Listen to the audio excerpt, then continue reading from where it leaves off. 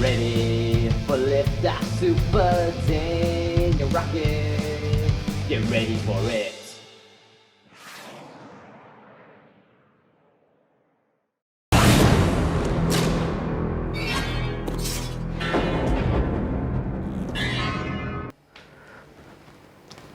Yeah, no, we are not doing that shot. Hey guys and gals, it's me, Subden Rocket, and today we're going to be taking a look at Batman and Robin, a very infamous Batman movie in Batman's entire cinematic career. A lot of people don't really like it because of certain criticisms that are very common, such as, certain features on the Batsuit, or maybe it's just a big giant commercial. But when you really get into this movie, like I did when I was watching it on Warner TV, there's still a lot of criticisms. Yeah. I mean, yeah, sure, people can enjoy it for what it is, but those are, problems nonetheless. And I want to go through it from start to end, but not show the whole movie, of course. I'll also get copyright strike by Warner Brothers again. So without further ado, let's get into it.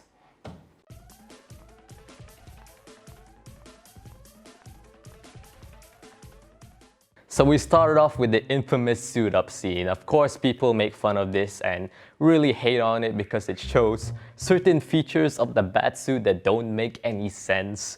But when you really look at that scene, it's a bit odd for them to really make it as long as it is. I know they're trying to do a similar thing to what they did with Batman Forever with its suit-up scene at the beginning. But at least in that one, it was very short and it was pretty dark and cool actually. But here they decided, oh, let's kick it up a notch and show every single feature of the Batsuit and every single gadget, even the ones that aren't really used in the action sequences. And I don't think there's any toys of them either, so there's no point. So after that very long and just get on with it suit-up scene, we finally get to Batman going to the Batmobile so he can fight Mr. Freeze. Don't wait up, Al. I'll cancel the pizzas. Wait a minute, why do you need to cancel the pizzas? I mean, yeah, sure, they're not gonna eat it straight away now, but I'm sure they're gonna be hungry after a big fight with Mr. Freeze, so even if it gets cold, you can heat it up, right? I don't know, that kinda didn't make any sense at all. That was for a pizza promotion, wasn't it? Yeah, I know I mentioned before I want to get away from the regular criticisms, but still, even when you try to ignore them, they still can punch you in the face without you looking. I mean, seriously, after this, when Batman is in the Batmobile, when he calls Commissioner Gordon, he describes Mr. Freeze like it's some sort of commercial. A new villain has commandeered the Gotham Museum. He's frozen the Antiquities Wing. He's turned the security guards into blocks of ice. He's calling himself Mr. Freeze. Mr. Freeze. Buy your extra figure today for $6.99. Haha, funny number. Anyway, speaking of Mr. Freeze, of course one of the main criticisms is that people didn't really like that Mr. Freeze likes to do a lot of ice puns in this movie. A lot of people think it's annoying. All right, everyone, chill. Whoa! Oh god, I think somebody's coming through the door. I better get out of here. And I understand why, but there's another big criticism that some people don't really see is that these weird cartoony mannerisms of Mr. Freeze when he's fighting Batman don't make a lot of sense when you later see the origin for Mr. Freeze. Of course, they're adapting the origin story that is more prominently shown in the Batman animated series. And when they're doing it a lot more emotionally, it was alright, but it doesn't mesh well with the cartoony acting that we see later on when he fights Batman. I don't know, it doesn't mesh well. I don't get why he would act like a very cartoony villain, like he doesn't have a care in the world, when it's clearly shown that he kind of feels like he's misunderstood. Anyways, going back to the big, epic opening fight of the movie. Yeah, of course, a lot of people didn't really like that this kind of just involves Batman getting his skates on and doing a hockey match with Mr. Freeze's goons. But even though this doesn't make any sense, especially since this is the same universe technically to the Michael Keaton ones, where things were supposed to be a lot more serious, you gotta admit the effort they put in these little action sequences. Even though these action sequences don't make sense for a Batman film for a lot of people, you gotta admire the effort that they put. They were really dedicated to this hockey match, and later on, this whole thing of Mr. Freeze using a rocket ship to fly up in the air, and then Batman has to stop him in the rocket ship, and then after that Batman has to use some kind of board to somehow snowboard through the sky for some reason. I know that doesn't really make that much sense, but come on, you gotta admire the effort. They were really thinking that, yes, this is what people want to see, so let's really do it. But anyways, at the end of this little fight sequence, Mr. Freeze got away with a little diamond to power his suit. Robin tries to get him, but he got frozen after he jumps like 1 small meter. I don't get what he was trying to do. He's nowhere near Mr. Freeze, unless he was gonna slide like a penguin. That would be fun to see. But this is only there to show more of how much effort they put in these, because seriously, that little prop of a frozen Robin actually looks pretty good, even for today's standards. But of course, as you know, Mr. Freeze isn't the only bad guy in this film. Of course, we also got Poison Ivy, who gets her powers by just getting pushed to some chemicals and booyah, plant powers. Yeah, I mean, look, I know these stuff happen in comics. Even the Flash's main origin story involves him falling onto some chemicals, but at least that had like a lightning strike. At least some science can perform that, I guess. But I don't know, stuff like that can be a bit odd, you know? I have all of these chemicals here, but none of the combinations is the cure for my disease. I have one more theory to try though. I'm cured! But of course, Poison Ivy is joined by Bane, good old and very little to do Bane, because yeah, you could easily just replace him with any typical henchman and you would lose nothing to this movie's plot. Of course, he was only there because people wanted Bane, and this is the best they can do. And this isn't the last time we have this situation in this movie. Soon enough, Poison Ivy finds out that Batman and Robin are going to be attending this party. Not because they just wanted to, because this is just a little trap for Mr. Freeze, which I'm shocked is there's a reason for them being at that party. For how ridiculous this movie is, I could have been fooled that, oh, they're just doing this because that's what these heroes do now. But no, this is actually a trap. I'm surprised there's an actual reason for how Batman and Robin are in this party. I am shocked. So of course, with them doing something clever, they decided to counteract that by doing something dumb. And yes, it's that time, folks. We're here at the moment where Batman shows his classic 7 million. Never leave the cave without it. Look, as much as how ridiculous this movie can be at times, it is trying to be realistic in its own way, technically. It's very little, but still, there is a sliver of, realism to it that, oh, they cannot do this, oh, they cannot fly, or anything cartoonish like that. But then comes the bad credit card, and that is immediately squashed for one single scene. Why they decided to do it, I don't know, and it doesn't make sense in context. Batman is Bruce Wayne, a big billionaire. Why would he need the bad credit card if he has all those, Batmobiles and Bat bikes and Bat snowmobiles get at your local toy store today? Makes no sense. Soon enough, after Poison Ivy tries to arouse the heroes with her special love spell, which of course spawned the bad credit card in the first place, Mr. Freeze comes barging in to get his little diamond. And soon enough, he leaves after a guy trips and fell nearby him. That's my exit cue. What a great way to tell when you have to go, huh? Haha, it is I, the Interrupter, your good old arch nemesis here to cause some chaos to your little review once again. Oh god, the Interrupter, you're not gonna stop me this time with doing this review. Oh shoot, I tripped. Oh, you fell down more faster than I expected. Oh well, I'm out. I'm gonna get my... Where did he go? He's gone. Okay, time to continue this review. But that little exit cue wasn't enough for Mr. Freeze to get away, because Batman was able to capture him by swiftly putting his cape under him and revealing to the world with his cool dramatic pose that Mr. Freeze is now on the ground. I'm sure they were trying to make it look cool and all, but it doesn't make a lot of sense when you really look at it. But after this, Batman and Robin kind of have a bit of a conflict because it kind of seems like Batman doesn't trust Robin in doing a few couple crazy stunts to stop Mr. Freeze. But of course, he's still young, he's still a bit inexperienced with this whole thing, so that's why.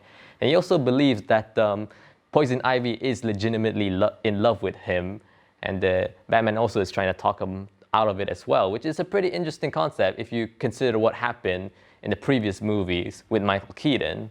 I always believed for the longest time that the Robin journey in the Joe Schumacher films kind of paralleled Batman's journey in the John Burton films. In Batman Forever, Robin wanted to kill Two-Face because, you know, Two-Face murdered his parents, so he wants to get revenge, but Batman tried to talk him out of it because it didn't help his situation when he killed the Joker, which of course is his parents' killers. But soon enough, in Batman and Robin, we have a similar situation where Batman is trying to talk Robin out of this relationship with Poison Ivy because he had experience with having a relationship somewhat with the baddie in Batman Returns.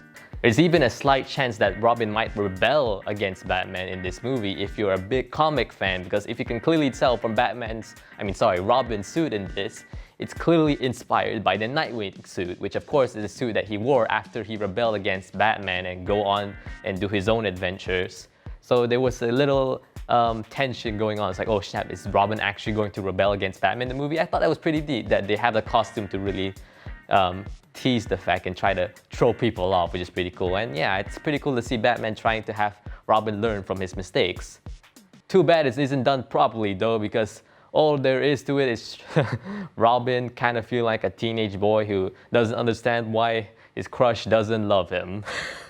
That seriously is how it sounds like in this movie.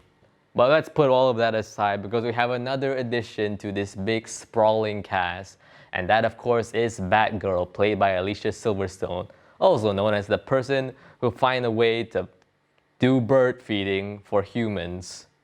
Yeah, I'll definitely ask my future wife to learn that technique.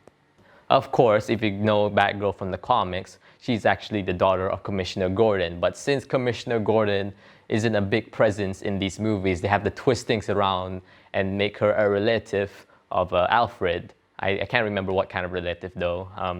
Yeah, it is a bit disappointing that we didn't get to see the true Batgirl in the big screen, because it would have been interesting, but yeah, this is another case of people wanted to see this character, and this is the best they could do to fit her into the plot, which I guess it's okay. It's less damaging than Bane, I guess. And hey, at least we're gonna see Batgirl truly on the big screen, or at least the small screen. Funny enough, with Michael Keaton as Batman in the film. So yeah, they made Barbara Gordon, or Barbara whatever, a relative of Alfred because Alfred is a big part of this plot. He has a disease that only Mr. Freeze could cure, and they have some emotional scenes with Bruce Wayne and Alfred talking, which makes sense because, you know, Alfred was the only parent that Bruce Wayne had for the longest time. And I do really like the scenes that they really show Batman and Alfred talking. It's done pretty alright. Not the best though, because the flashbacks definitely look like they're staged. You can definitely tell the director going, alright, okay, Batman's falling, just slide on your feet, and then, okay, open the door, Alfred, go, pick him up, good. While all of this is happening at Wayne Manor, Mr. Freeze was able to escape with the aid of Poison Ivy and Bane. Batman soon finds out about this, and Commissioner Gordon has potential evidence of how they were able to get to Gotham. Yeah, for some reason he has just a picture of Poison Ivy and Bane in disguise. For one, those disguises ain't fooling anybody. And second, look, I don't know how things were back in the day with airports in the 90s, but I'm not sure if somebody has to take your picture once you get out of a plane for some reason. You might be wondering where Batman and Robin are right now when they're doing this little investigation. Well, basically, they're actually at Mr. Freeze's base, where Mr. Freeze kept his dying wife in a frozen tube. Even though it's technically not frozen as they said, it's literally just a person in water, but still.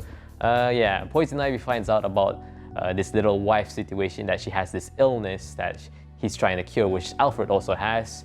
and decided to pull the plug on her wife so Mr. Freeze can be more enraged and go on with being motivated to do a more insane plan. This insane plan being freezing all of Gotham using an ice ray beam that was converted from a telescope in Gotham. Yeah, pretty insane indeed, and I kind of feel like this would be more fitting in a, one of those wacky James Bond films, maybe one starring Roger Moore or something like that.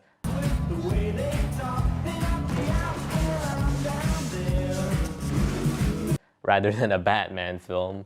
And my goodness, they really are dedicated. The special effects isn't that bad, and I really like I think they constructed that ice ray beam, which I think is pretty good. Yeah. But don't worry, Batman and Robin will get help from a brand new member of the team, which of course is Batgirl, who got her suit and her equipment in a very confusing way, to be honest. I mean, seriously, I'm surprised but not many people talk about this particular part of the movie, but apparently Alfred was trying to get in contact with a different relative to, help with Batman's stuff, I guess. Maybe be another member of the team, I don't know. But soon enough, Barbara finds out about this and know what the password is, and oh, never mind, we're gonna have a Batgirl. Is that supposed to be a twist, or is it, just a big elaborate test for Barbara to become Batgirl? Seriously, I'm surprised nobody really talks about it this much, because it's the most odd part of the movie, in my opinion. But hey, at least the situation leads into us finding out that they have improved the security system from Batman Forever. Now it doesn't just say Intruder Alert. Now it also tells you to identify yourself. Intruder alert. Intruder alert. Identify. Uncle Alfred, it's me. Yeah, that will definitely not be something that people will take advantage of in any way. Alright, I managed to sneak into Daniel's house.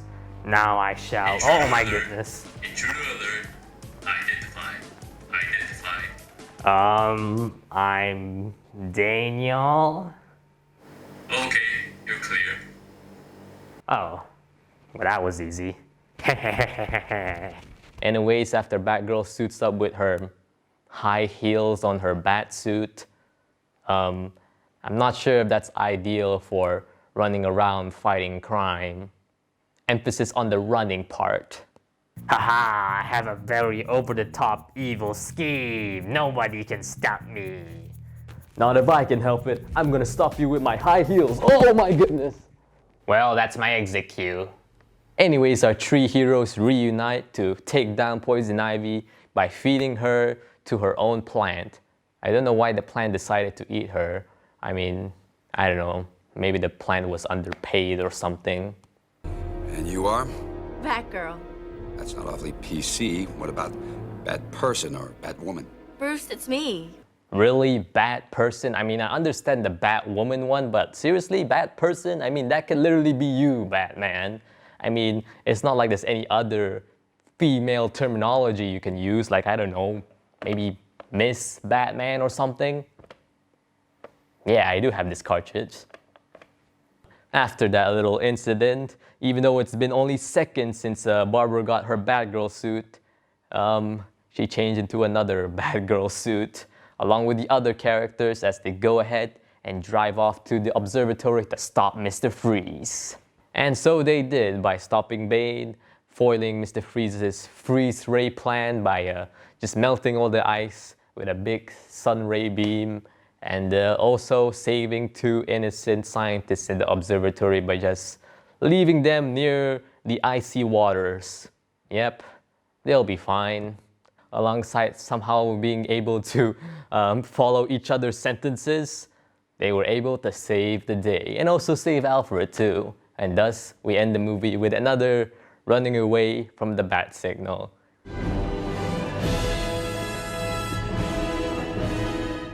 So yeah, there's a lot of stuff that's really bad about this movie. Even you go past the regular criticisms, there's a reason why Warner Brothers decides to keep it in a vault forever, sadly next to a lot of the Snyder films.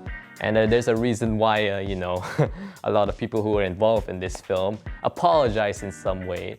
And if you're an intern or an extra who hasn't done that, you better do it. At least apologize to somebody in the street about this film.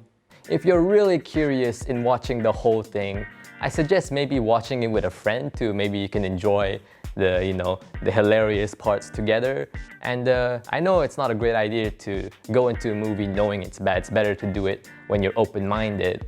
But I kind of feel like in this case, it's more better if you know that there's gonna be a lot of bad stuff in this film, so you're aware and prepared for it. So yeah, if you wanna watch that movie, that's the best technique, in my opinion. So with that said, alright guys and gals, thank you for watching this video. I hope you enjoyed it. This is technically the 100 part of the All Reviews and Expectations playlist I have on the YouTube channel. I double checked making sure there's no other video that I left out of that playlist, and it seems to be the case, which is pretty rad. So that's why I wanted to do something a little special, maybe review a very bad movie, because I haven't done that in quite a while. So yeah, I hope you guys enjoy this movie. Here's to a lot more videos to go on the channel, especially with this year with a lot of fun little movies coming out. So until then guys, rock it on.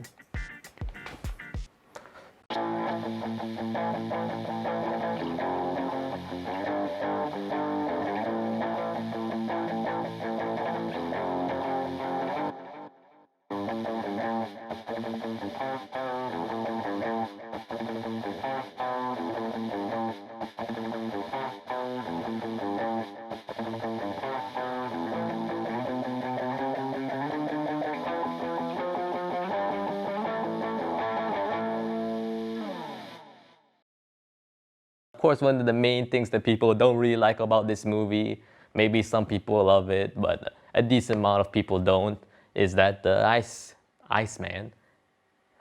The ice, you get the ice, I get the Iceman. But let's not dwell on that now, because we have another addition to this big sprawling cast. We also have good old Batgirl, played by Alicia Phillips.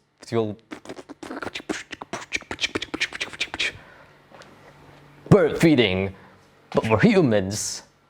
Yeah!